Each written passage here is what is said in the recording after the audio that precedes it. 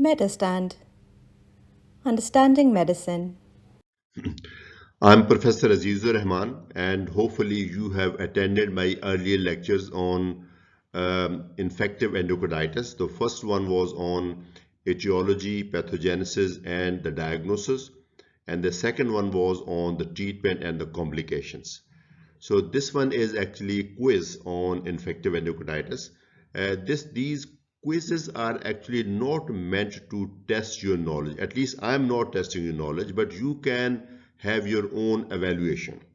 So I think in the last quizzes, I would give you a question and then give you a pause of 10 seconds, time of 10 seconds to allow you to think about the answer. And then I would display the answer. But I think to save time, this time I'm going to just give you the question, and after a few seconds I'll give you the answer. Those of you who want to think about the question, they can actually pause the video and then replay. So I think with that technique, I'm going to give you this quiz. So let's proceed. What is the basic difference between acute and subacute infective endocarditis? It's a classification based on the natural history.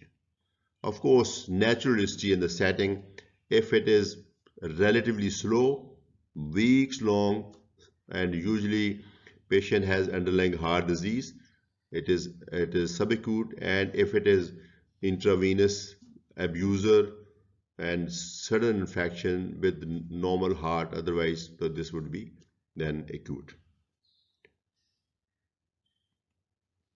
What organisms are most likely involved in prosthetic valve endocarditis? Early onset and late onset. Early onset means that when patient was operated for this prosthetic valve, when prosthetic valve was inserted or placed, immediately in few days or sometime later, 4 months, 5 months, 6 months later. In acute, if it occurs within days after the surgery, it is likely to be staph epidermidis or staph aureus because these are the skin commensals. But if it occurs several weeks, months later, then it could be anything. It could still be staph, but it could be strep viridans or strep faecalis, or then you will have to consider all the possibilities. But if somebody develops endocarditis within days after surgery, then it is very likely to be staph. What are the principles of taking blood cultures for suspected endocarditis?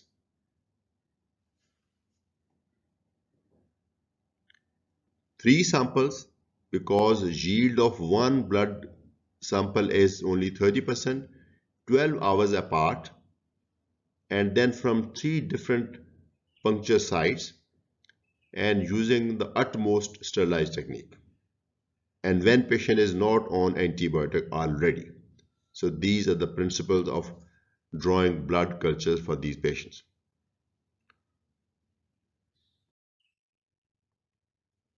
What is meant by culture negative endocarditis?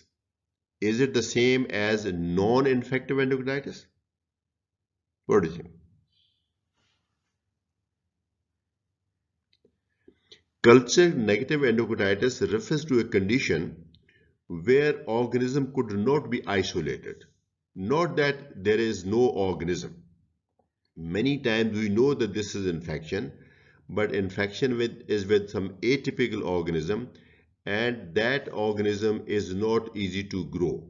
It could be right-sided endocarditis because we take sample from the vein, and sometimes endocarditis is only in the right side, so bacteria are not found. The bacteria may be atypical. A non-infective endocarditis can also exist as a part of some autoimmune disease like Liebman-Sachs endocarditis we see in SLE, or Marantic endocarditis seen in malignancies. I think so. These are slightly different terms.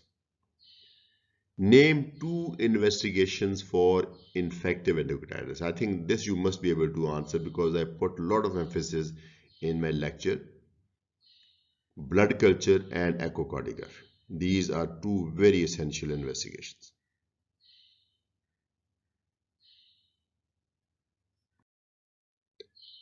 Next question is,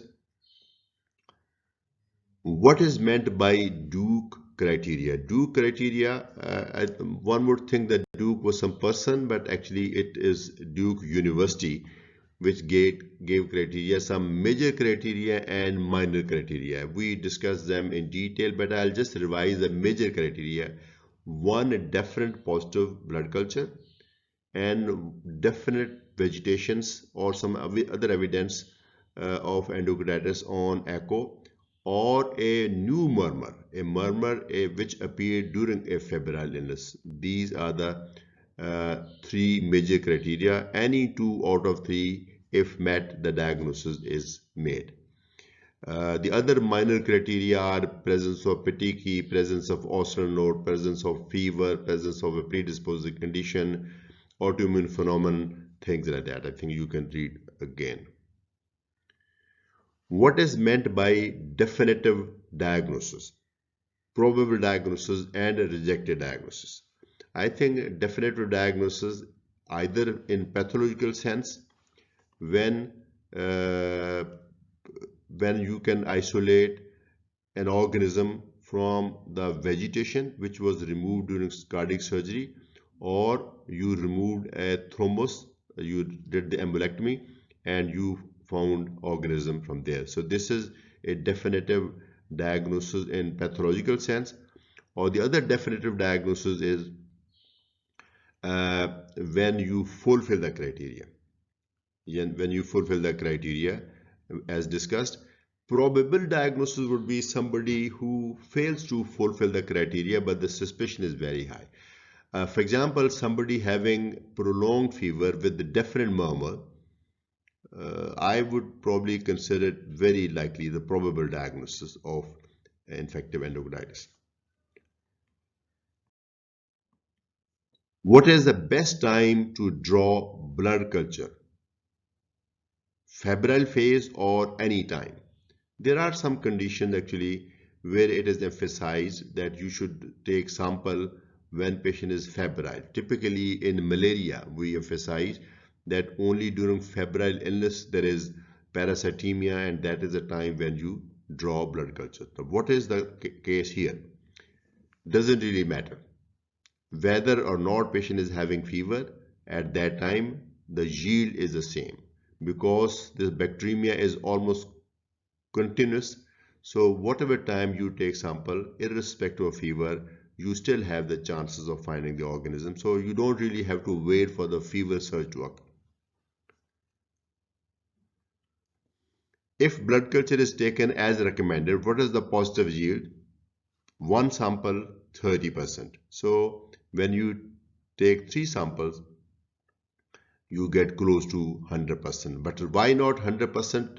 Because of those haystack bacteria and fungi which have altogether different culture requirement.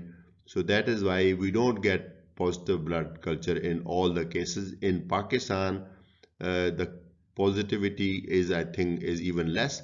So, but we must always, I think there is no compromise on that. We must always draw samples, and 3 samples over 12 to 24 hours before we start antibiotic. Approximately 30% for one sample. Okay. So that was it. This is Professor Azizur Rahman from Medistand, and soon I will be starting another series. We have done with cardiovascular system, and I think very soon we are going to start with another system like hematological system or respiratory system. Stay tuned and join me in my channel called Medistand. Thank you very much.